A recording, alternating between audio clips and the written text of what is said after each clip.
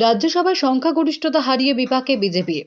শনিবার রাজ্যসভার 4 বিজেপি সাংসদের মেয়াদ শেষ হতেই রাজ্যসভার সংখ্যালঘু হয়ে পড়ল বিজেপি। ফলে কোনো বিল আর সহজে অনুমোদন করাতে পারবে না বিজেপি।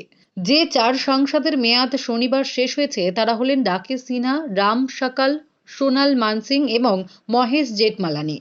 এই 4 সাংসদকে শাসক দলের পরামর্শে মনোনীত করেছিলেন রাষ্ট্রপতি। পরবর্তী সময়ে রাজ্যসভায় বিভিন্ন ইস্যুতে এনডিএ সরকারকেই সমর্থন জানিয়েছিলেন তারা। এবার কি হবে? এই মুহূর্তে অঙ্কের হিসাব কিন্তু বেশ জটিল।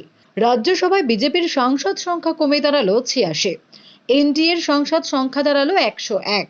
রাজ্যসভায় মোট সদস্য সংখ্যা 245। বর্তমানে অবশ্য রাজ্যসভায় 225 জন সাংসদ রয়েছেন।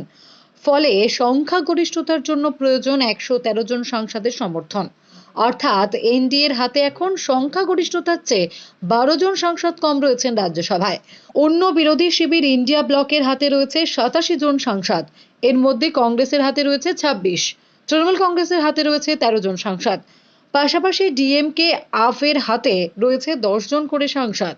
বর্তমান সমীকরণের ফলে রাজ্যসভায় কোনো বিল পাশ করানোর জন্য বিজেপির অন্তত 13টি ভোট প্রয়োজন।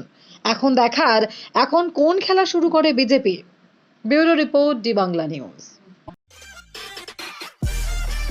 সব খবর সবার আগে পেতে আমাদের চ্যানেলটি সাবস্ক্রাইব করুন এবং পাশে থাকা বেল আইকনটিতে ক্লিক করুন, লাইক ও শেয়ার করুন।